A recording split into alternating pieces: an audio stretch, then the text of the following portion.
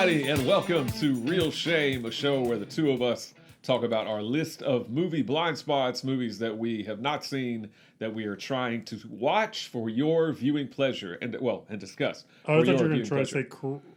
Never mind, I don't know what you're trying to say. I don't know what I'm trying to say either. My name is Andy. I thought you were trying to say correct. That let's shame we're trying to correct those. I don't know. We're correcting something. I'm Adam.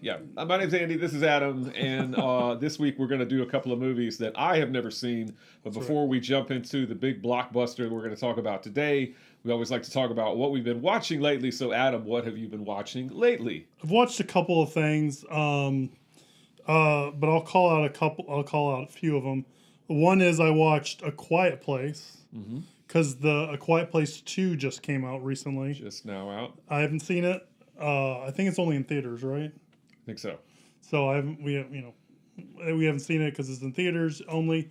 Saw the first Quiet Place. I thought it was good. I mean, I think it's hard, like I had with Hereditary and on all that in Midsommar. It's hard watching these kind of really well-received movies, years later and stuff like that. Sometimes they don't hold up as much. And I think, you get a lot out of the movie theater experience of it versus the home watching experience out of it, right? Yeah. Especially because the movie theater can be a lot quieter than a house can get sometimes and stuff like that, Yeah. Yeah, I saw it in the theater and it was like that. Everybody was very, very hushed. It wasn't like that with little animals scurrying around and all that kind of stuff. Right. But I thought it was pretty good. The other thing I want to call out is I watched Jupiter's Legacy on Netflix, which just got canceled. And I like this show a lot, so I'm not upset that it got canceled. It kind of sucks that it got canceled, but of these new superhero shows that have come out, Invincible's the other one that's got a lot of critical praise and stuff like that. I've liked Jupiter's Legacy better, it kind of ends on a cliffhanger, so it kind of sucks that's not going to get resolved. But I feel like it did better with the whole season long mystery than Invincible did with the whole season-long mystery. So, and I think you got a lot more out of Jupiter Legacy's mystery than you did Invincible's mystery. So, that's my hot take on those two for you.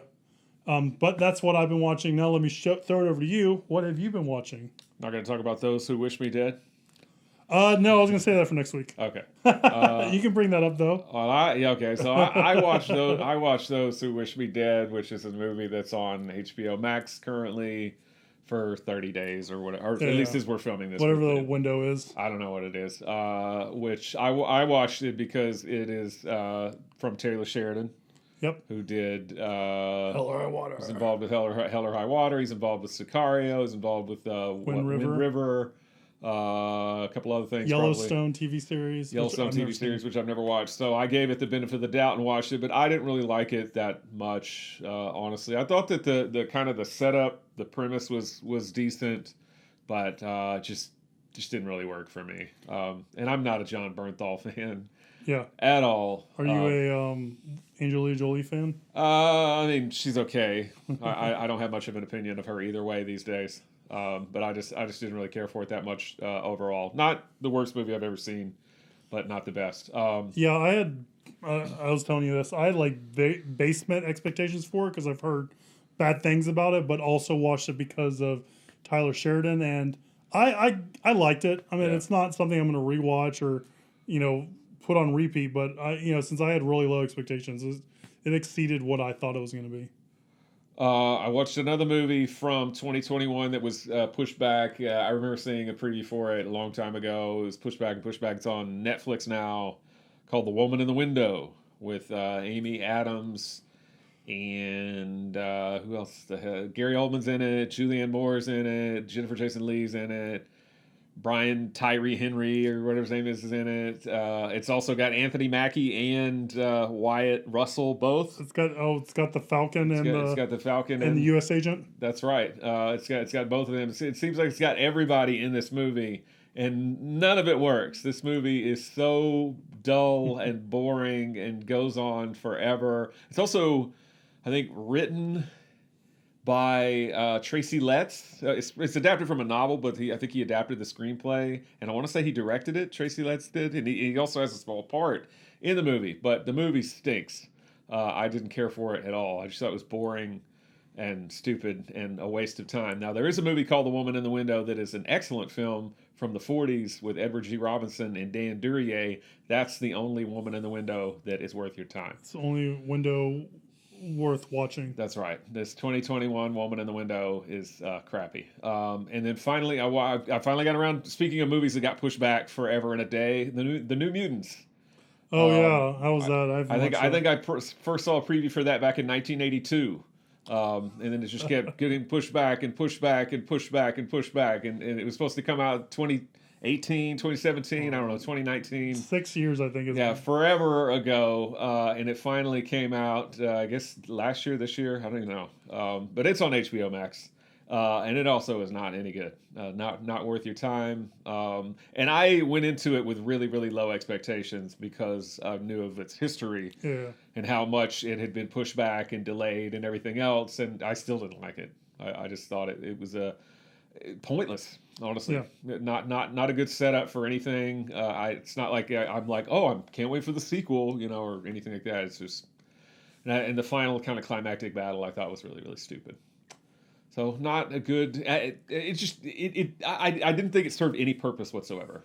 So not a good film. Not worth your time as well. I don't think any of the movies that I watched are worth your time, really. Maybe, I guess, out of the three of them, Those Who Wish Me Dead would probably be the one I would say to watch. There we go. That's what I wanted. Yeah, if you're going to watch any of those three. But that's what I've been watching. So it sounds like you've been just spinning your wheels. I have. So what are we going to talk about today? All right. We're going to go back in time to 1998. We're going to watch a movie that Andy hasn't seen called Armageddon. Armageddon on. All right, this one's from IMDb, guys. After discovering that an asteroid the size of Texas is going to impact Earth in less than a month, NASA recruits a misfit team of deep core drillers to save the planet. And that is Armageddon. What is this thing? It's an asteroid, sir. How big are we talking? Sir, our best estimate is 97.6 billion. It's the size of Texas, Mr. President. Yes, sir. Dan, we didn't see this thing coming? Well, our object collision budget's $1 million. That allows us to track about 3% of the sky. And begging your pardon, sir, but it's a big-ass sky. And the ones this morning? Those are nothing. They're the size of basketballs and Volkswagens, things like that. Is this going to hit us? We're efforting that as we speak, sir. What kind of damage are we? Damage? Total, sir. It's what we call a global killer. The end of mankind. Doesn't matter where it hits. Nothing would survive, not even bacteria. My God. What do we do? Armageddon's directed by one Michael Bayhem Bay. It stars a whole litany of people. We got Ben Affleck in there. We got Liv Taylor in there. We got Bruce Willis in there. We got Michael Clark Duncan, whose arm is like bigger than my entire body. Yeah. It's huge. Just a ragtag group of actors, and they play a ragtag group of oil drillers. This movie was a huge thing in the late 90s. I mean, you could still hear the Aerosmith song in my head whenever I think of the movie, and I'm sure it played everywhere and stuff like that. Aerosmith could not escape that song. They probably bought a mansion in the Beverly Hills with the money they made from that song. Probably did. But it's a movie I've seen a few times, but a movie Andy hasn't seen. I actually think I watched it while we were recording the podcast, or during the time frame we were recording a podcast. But let me toss it over to you. What did you know about Armageddon going into it? And what do you think of it now? And can you sing the whole song to Don't Want to Miss a Thing? No, I can't sing the whole song. Don't want to miss a thing, and I don't want to miss a thing singing it. I don't want to miss singing it. So I remember when this movie came out, it's kind of like Independence Day. I think people that I talked to were like, "This movie's stupid."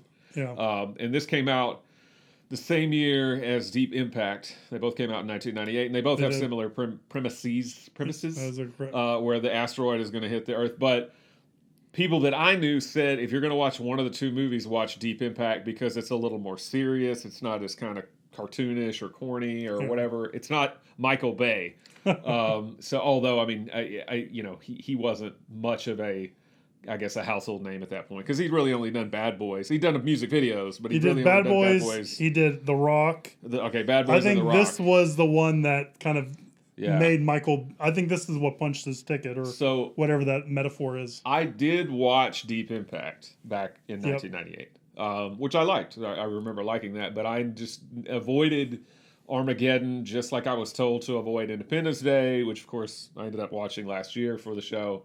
So yeah, I mean, I know Armageddon very well. I just had never seen it. Surprisingly, and I honestly, I got scared that it might be like a Mummy kind of thing where I thought I hadn't seen it, and I would start watching it and it'd be like, oh wait, I did see this, but no, I've never seen it. I didn't recognize anything in it, honestly. The premise of the podcast still holds up. Yes. So I watched it, and much like Enemy of the State, which is another movie that I kind of went into thinking, I actually liked Armageddon. Surprisingly. I thought it was good. Now, don't get me wrong. It goes on for freaking ever. Yeah, it's a really long. Like everything that can go wrong does go wrong when they get to the asteroid. And or even before. And before. Yeah, and before. So that tacks on like 30 or 40 minutes to the movie. But overall, I mean, I honestly enjoyed it a hell of a lot more than Independence Day. I didn't think that the cast was quite as broad or cartoonish as the cast of Independence Day. And I mean, I liked the actors that are in this. And a lot of the humor landed for me. You know, I mean, I like Owen Wilson and Steve Buscemi and you know, a lot of these other people that are in it. William Fichtner and William, what's his name, Patterson or something like that. Yeah, Will Patterson, who I always get confused with. I don't even know his name. I get he confused with another actor all the time.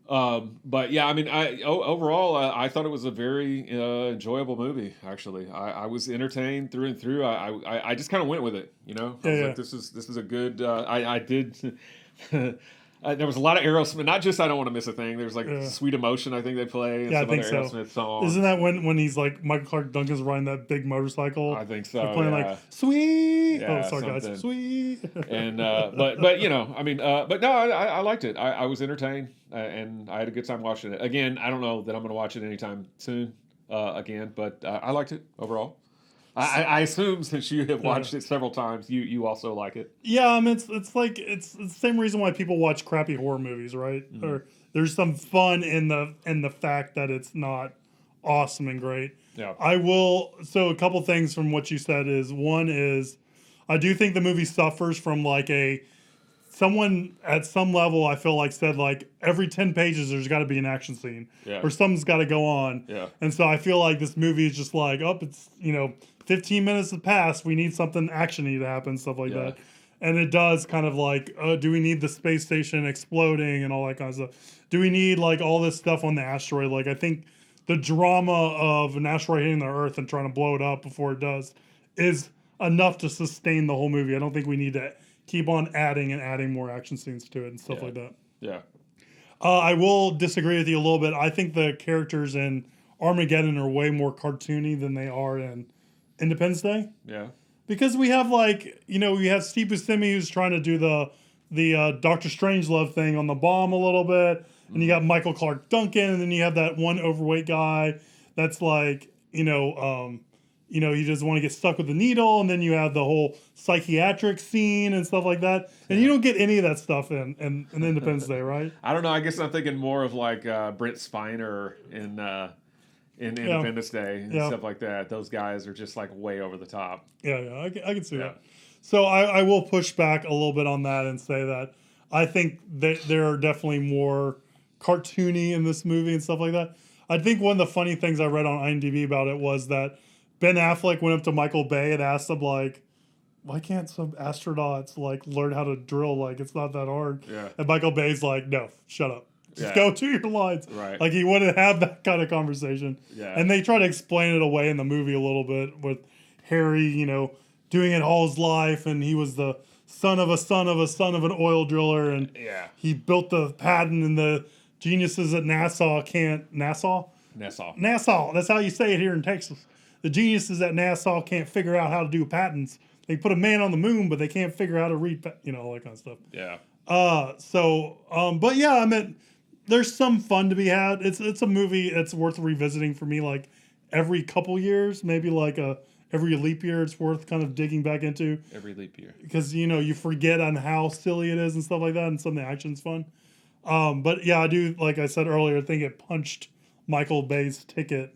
And, he kind of was like, oh, everyone loves this. Let's continue doing this. And we got the Transformer movies and all that kind of stuff from it. Well, it is funny. He puts a little dig in there at Godzilla because Godzilla came out like a month before, a couple of months before, or something like that. So you do have the part where the dog goes over and is like attacking Godzilla, like I'm gonna outdo Godzilla. I like seeing Mark Curry in it, like hanging with Mr. Cooper. Hanging with Mr. Cooper. I thought he was gonna be in the movie more. I thought Eddie Griffin was gonna be in the movie more. Nope, They're both in there for like 2 seconds. They get destroyed by some meteorite or something. They get that's decimated. It. They're done. Yeah. But yeah, no, I enjoyed it. I don't know. I had a good time with it. Yeah, I mean, I don't think you're gonna this is not gonna win like Best Picture. It's not gonna have essays written about it and stuff like that. But no. Well, wait a minute. Yes. Yeah. No. You're like, I'm gonna prove you wrong. No. But it's a fun, mindless movie. I'm glad you had fun with it. There's room for all kinds of movies, and this is one of them that's just this action blockbuster that's just a lot of nonsense and fun. You can kind of turn your head off and enjoy, right? Yeah, I kind of want to rewatch Deep Impact now and see if that still holds up for me, because I've only seen it back in 1998 and I thought it was decent. Yeah, so I watched both of them when they came out in theaters. And I think I said this before, but Deep Impact, I like the jargon better. Mm-hmm. So in Deep Impact, they call it ELE, Extinct Level Event, and then in Armageddon, we have who's married, Billy Bob Thornton go. It's a global killer. It's like, okay, well, one sounds more, to me like you would hear, and then one sounds like made up. Oh, we had Jason Isaacs as like the smart NASA guy, and they were just making fun of him. Yep. And he's like, I went to school with that guy, and you wouldn't want to take, advice from someone who got a C- in, whatever, astronomy, astrophysics, or whatever. Yeah. And of course, and Owen Wilson. Wow. He's in it. So many people. Big cast, yeah, big cast. Big cast. All right. Well, anything else to add to it? No, and we can look it up. Well, you know what? I do have my completely forgot about my little your critic review and all that kind of stuff. One second, I'll pull it up here. I do have that written down. It is 38% fresh. 38% fresh on Rotten Tomatoes. There you go. But 73% audience score. Gene Siskel liked it. He gave it thumbs up. Roger Ebert gave it thumbs down. And Leonard Maltin gave it 2 stars. All right. I'm with Maltin on this one. Yeah. So we talked about... What you were with Maltin with 2 stars? What? Yeah. One with 2 stars. I think he's good. 2-star Maltin. Okay. Yeah, I think it's about a 2-star movie. I don't know. That seems more like a thumbs down. It's 2 out of 4. Yeah, that's like 50%. That's like passing. I'd say 2.5 is more like. Okay, right. 2.5 stars. Okay. So we talked briefly about what Deep Impact to pair with this. Deep Impact. Or Deep Impact came out the same year as this. Yeah. And I just felt like that was a little too on the nose for a movie to kind of compare this to. Yeah. I mean, we've done it before, so I don't know why I was adverse to doing that, but I just felt like it was a little on the nose. Yeah. And there's like a podcast called like the Movie Twins podcast that does stuff like Dante's Peak and Volcano, and it does stuff like that. So I haven't listened to it, but we'll let them kind of have that. Yeah. So I wanted to find another kind of like blockbuster, global destruction kind of movie. And I remember this movie that came out a few years ago called Geostorm, written by Dean Devlin, or directed by Dean Devlin. I think written and directed by Dean Devlin. And it stars one Gerard Butler. And that seemed to fit the thing quite well. Hey, we had Armageddon making fun of Godzilla, which he was a part of, and all that kind of stuff. Mm-hmm. So why not hit it back with Geostorm? So that's what we're going to dive into in a few days. Geostorm. Watch Geostorm. All right. Well, that was Armageddon for you guys. I'm sure most of you have seen it, but if you haven't, let us know down in the comments below. If you have seen it, let us know. Are you for more Bayhem, or are you not for more Bayhem? And we'd like to know that. We answer viewers' questions that are sent to us to our email address. That's realshame@gmail.com or eelshame@gmail.com. Follow us on social media. We're Real Shame on Instagram. Like, subscribe, share this with your friends, colleagues, enemies, frenemies, all that kind of stuff. Because that really does help spread the news of the show, and it really does help us out, and we do appreciate it when you do that. And stay tuned in a couple days when we dig into Geostorm. And we'll see you soon, guys.